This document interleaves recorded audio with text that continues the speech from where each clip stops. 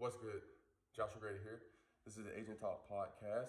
Wherever you are listening to this, I appreciate you being here. Hope everybody's doing well today, this evening, this morning, whatever time of day it is for you to be tuning in, wherever you're watching this or listening to this. If you're listening to this on the streaming platforms, thank you for one. If you could give us a subscribe, maybe a review, 5 stars would be great if you think this is 5-star content.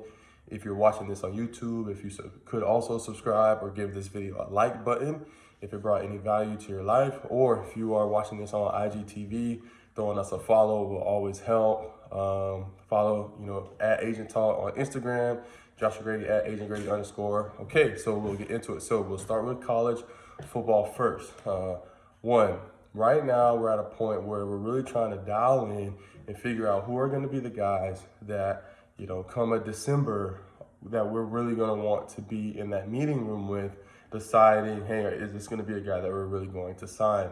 Right now, we have roughly 30 guys on our, big board. These are guys that we talk to, whether through Instagram, phone call, whatever it can be, that either we're starting or we have started to build relationships with, or a guy that we think has a lot of potential but has said, hey, I want to wait till later on in the season, which is fine, which there are a few guys like that. And so for us right now is really, like I said, as the weeks go on, certain guys are going to ascend, certain guys are going to descend.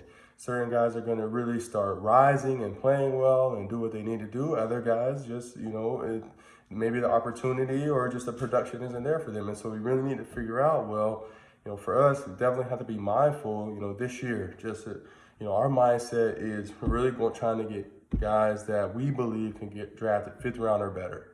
That's the mentality, 5th round or better. Now, obviously you don't have control of it, but that's the goal, and so for us, in order to do that, we have to be very cognitive of who is playing and how are they playing so far this year. Now, the Big Ten hasn't started playing yet. Certain other conferences haven't started playing yet. Mountain West, MAC, conferences that are coming back. And so obviously those guys will come into play once their season starts. And so long story short, we're just trying to figure out, who are going to be those guys? Who are the guys that we feel we're making some progress with? Are there any guys that maybe we haven't, looked at? There are some guys, I talked about this, like Tulsa, for instance. Tulsa is a school that I brought up, maybe this was 2 weeks ago, I want to say. I was watching them play against Oklahoma State. Tulsa is a school that's not necessarily known for putting out, top tier talent. However, they got some guys, definitely got some talent this year. And so for me, being able to be like, okay, first week, we're seeing, okay, these XYZ players, they got some talent right there. Let's start reaching out to them. And so identifying who are those guys, because every year there are individuals that come in October and November. I spoke on this last time, like Antonio Gibson, that rise throughout the season. We want to be able to identify those guys, identify them early on, at least, as early as it can get for us at least, and just try to see if we can establish some relationships. Doing some Zoom meetings, had another, I don't know if I've talked on this so far, I had a Zoom meeting with, so it wasn't a player, it was a dad, and I think you would call this individual maybe a guy, I don't know what the term would be, an advisor, I would say would be the right term, someone that's helped multiple individuals go through the pre-draft process, work with first-round draft picks. Just this lady that just from, talking with her as well as talking with some people that know her is like, okay, she's real. And she's basically helping this player and their family through this, process. This is just, this is how sometimes the process can go. And this is definitely, I can tell a woman that this family and other families have trusted her insight. And so for me, being able to have these conversations is very fruitful, with these individuals, to be able, answer some of these questions that get asked, why should X person sign with your agency? What makes you different? What would be a piece of advice that you would give to someone going through this process, things of that nature, and really being able to open up and describe, how I believe that our agency is different, and be able to provide value to these families, provide value to these players.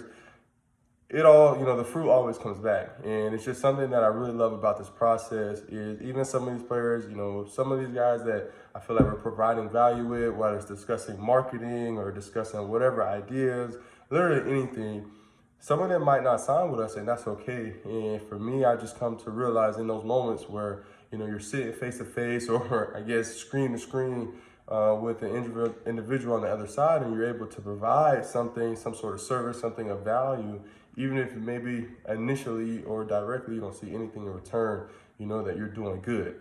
And it's just, I really like that about this part of the cycle. You know, I'm starting to see that families and people on the other end are really looking like, okay, this individual knows what he's talking about. You know, I think we're starting to see the separation from the, okay, he doesn't have enough experience, to, well, I need to listen to this man's expertise in a sense. So on that end, you know, like I said, I'm excited about that, excited to see how we can, you know, break down, you know, this draft cycle and keep it moving. Outside of that, something I don't think I've touched on before is just got word that our documentary is somewhat solidified. It's supposed to be coming out at some point, hopefully, you know, this fall. So I'll keep you updated on that. But shout out everyone that's been involved with that. I think that will help us on that side as well. And I guess lastly, on the agent side, just you know, the NFL and everything. It's just kind of interesting. Byron actually will be playing Monday night. So I guess I'm recording this Sunday night. So really, he'll be playing Monday night. And Sterling will be playing Monday night as well. And it's just very interesting. Never had a night where you got two guys playing on primetime TV, but I'm excited for that. So it's just, like I said, talked about this before. It's very cool.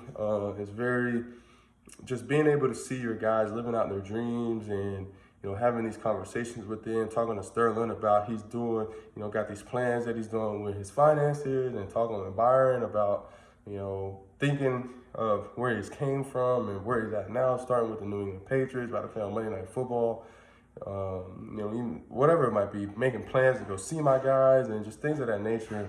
It's just very fruitful just to be in this space and to really help. And I guess that even leads into right now. So we're in, shout out the Agent Academy. We're in week 2 now, beginning this week of the Agent Academy, and it's been awesome. First week, so right now we do a class on Wednesday, class on Thursday.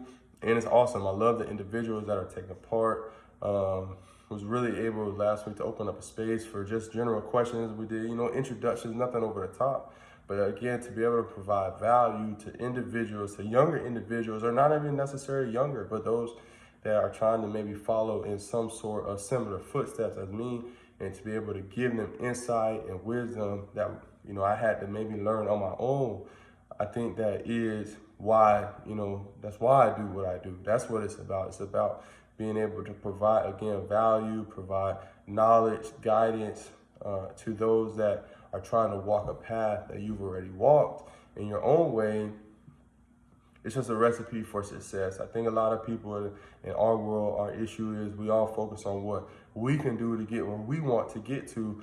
But I don't know who said it. Individual is basically saying, well, if you just help as many people get what they want in this world, you will always get what you want in this world. And it's so true. And it's not a selfish mentality. You do, if you just go out of your way to serve those, to provide value to other individuals, they're going to look out for you. You know, they're going to show love for you. They're going to, you know, take care of you. And I believe in that. I believe, like, even for me right now, I'm in this Agent Academy, teaching this academy. I don't know who taking this class one day is going to be a CEO of that company or this company or that business or whatever.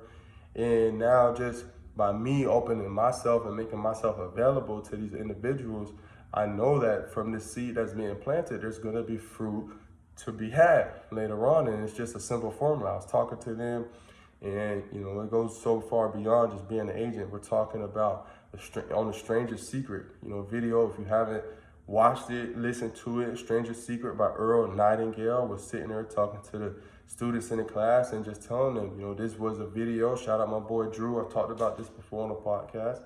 Drew sent me this video. I was at a place where, you know, I would say maybe depression. I'm not entirely sure if you would diagnose it as that, but just a place from 23 years old and working for this other company, and I was just miserable, wasn't enjoying what I was doing. And Drew sends me this video, and it's very, very timely.